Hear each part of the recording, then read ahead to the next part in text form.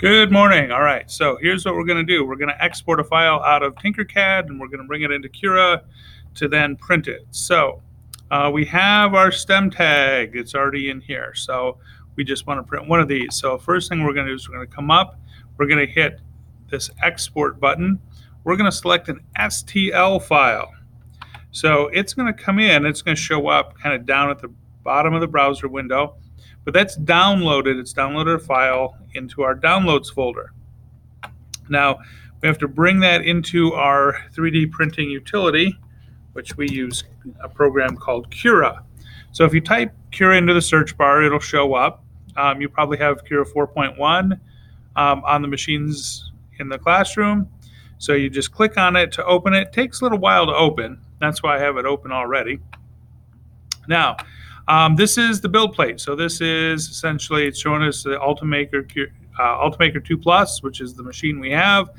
This is the build plate surface. So now we're going to bring in the file. We're going to come up here, click on this little file folder, open this up. Now, this is my downloads folder, and you can see I've downloaded it multiple times.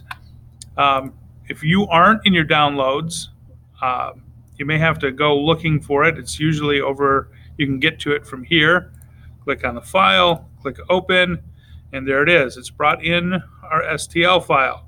So we're going to check it, make sure that it's flat on the build plane. It's kind of in the middle.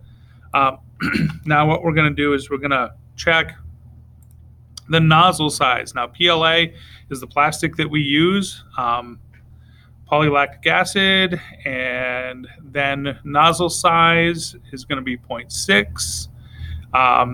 And let's see, we don't usually have to change any of the other settings. I'll kind of get this out of the way for you so you can see.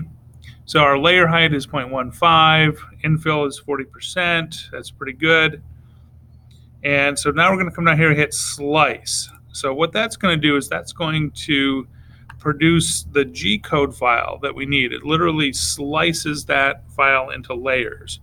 All right, now I am now going to take my SD card.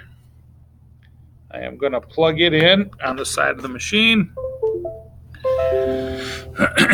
So it's going to tell me there's a problem. That's just kind of a thing that all of them do. All right, so it's going to show me what's on the card already. I've only got a couple of files. If I had a lot of files, I'd delete them. And then I'm going to hit Save to Removable Drive down here. And file saved.